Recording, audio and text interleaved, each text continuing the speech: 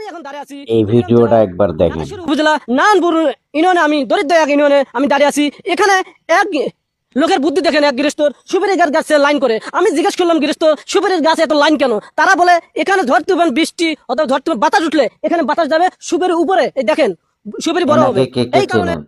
ইনি হলেন এ জগতের, ইনি হলেন অনলাইন জগতের সেরা একজন ভাইরাল ব্যক্তি। তিনি রংপুর বিভাগের কুড়িগ্রামের নাগেশ্বরী এলাকার নারায়ণপুরের কৃতি সন্তান আমাদের তাজু ভাই, রংপুরের গর্ব। তিনি অল্প দিনেই সফলতা অর্জন করেছেন। তেনাকে চেনেন না এমন কোনো লোক নেই এখন অনলাইন জগতে চেনে না। আমাদের গর্ব দেখিয়ে দিলেন তিনি, তার সহজ সরল উপস্থাপনা।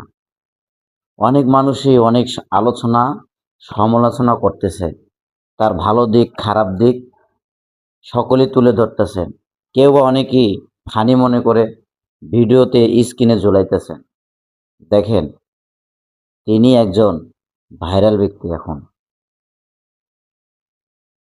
তেনাকে চেনে না এমন কোনো লোক নাই এখন। রাজু ভাই, আপনি ধন্য। রংপুরবাসীর জন্য আপনাকে সেলুট। আমি তাজু ভাইকে বলি, আপনি সফল, অল্প দিনে সফলতা অর্জন করেছেন। তাজু ভাই, আপনাকে অনেক অনেক ধন্যবাদ এই আপনার সহজ সরল উপস্থাপনা করার জন্য। অনেক দূরে এগিয়ে যান, দোয়া করি আপনার জন্য, দোয়া রইল।